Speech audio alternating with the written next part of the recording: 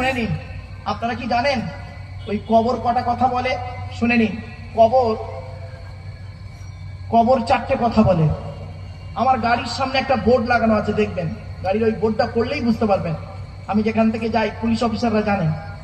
গাড়ির সামনে বোর্ডটায় লেখা আছে ওয়ার্ল্ড হিউম্যান রাইটস কাউন্সিল, বিশ্ব মানবাধিকার পরিষদ। ওয়ার্ল্ড হিউম্যান রাইটস কাউন্সিল, আমি একজন ন্যাশনাল প্রেসিডেন্ট দিল্লিতে, এবং ফরেন্সিক ইনভেস্টিগেশন কুইজের সঙ্গে আমি একজন জড়িত। বাপেরা শুনে নিন, হাত জোড়া করে বলে যাচ্ছি, বাপ, আপনাদের এলাকায় কোনো মানুষ মারা গেলে আপনারা তাকে কি করেন? আপনারা তাকে কি করেন? গোসল দিয়ে, কাফন পরিয়ে, জানাজা পড়িয়ে, মাটি দিয়ে চলে আসেন, তাই তো নাকি? আরে বলুন, এটা কথা বলুন। 1 মাস পর, কত? 1 মাস পরে কবরে দুটো বাঁশ সরিয়ে দেখেছেন কোনোদিন? না না। একবার দেখবেন। মাটি দিয়ে আসার পর 1 মাস পরে দুটো বাঁশ সরিয়ে দেখবেন লাইট মেরে কেমন আছে। শুনে নিন, মানুষকে মাটি দিয়ে আসার পর সর্বপ্রথম দেহের কোন অঙ্গটা পচে জানেন? সর্বপ্রথম পচে এই নাকটা। নাক সর্বপ্রথম পচে। এজন্য মানব দেহের মধ্যে, মানব দেহের সর্বপ্রথম গরম যখন হয়, কোন অঙ্গটা ঘামে প্রথম? নাক। সর্বপ্রথম নাক ঘামবে আপনার, এটাই পরিচয়। শুনে নিন। 6 থেকে 8 দিন পরে মাথার চুলগুলো, গায়ের লোমগুলো, হাতের নখগুলো খসে খসে পড়ে যায়। 10 থেকে 12 দিন পর মাথার ব্রেনটা পচে গিয়ে নাক দিয়ে, কান দিয়ে, গাল দিয়ে গড়াতে থাকে। 18 থেকে 20 দিন পর পেটটা ফেটে যায়, পোকায় তৈরি হয়।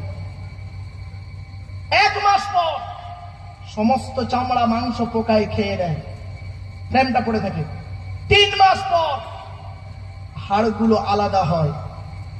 1 বছর পর কয়েক কটা হাড় ছাড়া পোকায় হাড়গুলো খেয়ে নেয়। কোথায় গেল ঝিটকে পোতার সুন্দরী নারীরা? ও সুন্দর যুবকেরা, কোথায় গেল তোমাদের দেহ?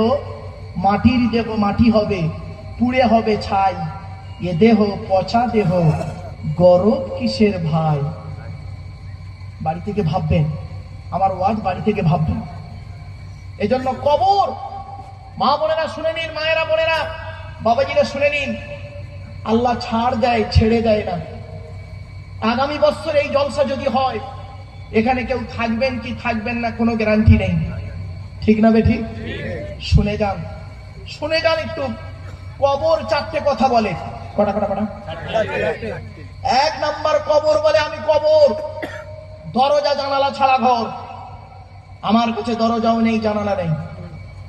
আজকের বাড়ি যাবেন, বাড়িতে গিয়ে দরজা জানালা বন্ধ করবেন, লাইট ফ্যান এসি বন্ধ করবেন।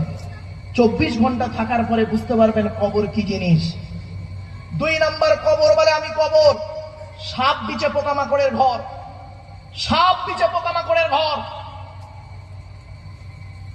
মনে রাখবেন, এমন দেহ পৃথিবীতে করে যান, মাটি দেওয়ার পরেও পচবে না।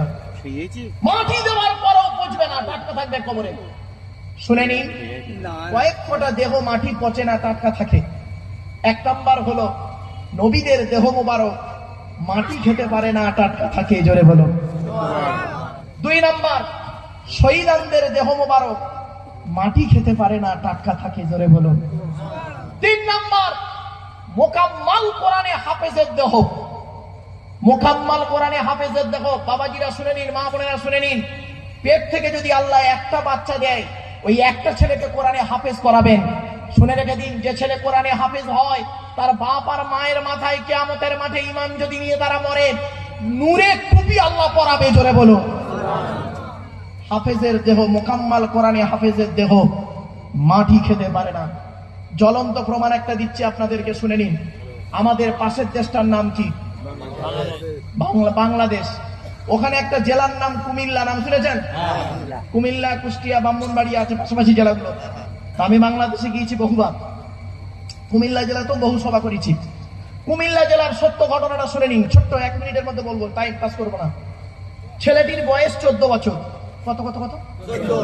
14 বছরের একটা বাচ্চা ছেলে মাদ্রাসায় পড়ে গোটা কোরআন মুখস্থ করে পাগড়ি নিয়ে বাড়ি এসছে, পাগড়ি নিয়ে বাড়ি এসছে। করেছে কি জানেন? পেটের রোগে বাচ্চাটা 6 মাসের মধ্যে মরে গেছে। গ্রামের লোকেরা তাকে জানাজা পড়িয়ে মাটি দিয়েছে। 8 বছর পর, ক বছর? 8 বছর পরে একজন বুড়ো লোক মারা গেছে। হাফেজ সাহেবের কবরের পাশে ওই বুড়ো লোকের কবরটা খোলা হচ্ছিল। যে 4 জন ব্যক্তি হাফেজ সাহেবের কবর খুলেছিল, তারাই বুড়ো লোকের কবর খুলছিল। হাফেজ সাহেবের কবরের পাশে খুলতে খুলতে হাফেজ সাহেবের কবরটা একটু ভেঙে যায়। দেখছে কাপড়টাও পর্যন্ত পচেনি। কি ভাবছেন আপনি? সঙ্গে সঙ্গে ওই কবর যারা কাটছিল ওরা উঠে গিয়ে ইমাম সাহেবকে ডেকে এনেছে। ইমাম সাহেব ডেকে 4-5 জনই মহলানা মুফতিদের ডেকে এনেছে। ততক্ষণে গ্রামের লোক সব জড়ো হয়ে গেছে। ওদের মধ্যে একজন আলেম করেছে কি, কবরে নেমে সাহস করে মুখ থেকে কাপড়টা সরিয়ে দেখছে 8 বছর আগে যেমন কব্বর দিয়েছিল, 8 বছর পরে আজও সেই কব্বর টাটকা আছে। এমন দেহ হবে? এমন দেহ করে কবরে যান, অনুরোধ করে বলে যাচ্ছি। 4 নাম্বার, হাক্কানি আলেমের দেহ মাটি খেতে পারে না। 5 নাম্বার হলো মুয়াজ্জিনের দেহ 12 বছর যদি কেউ নিঃশব্দ ভাবে আযান দেয়, ও দেহ মাটি খেতে পারে না, টাটকা থাকে।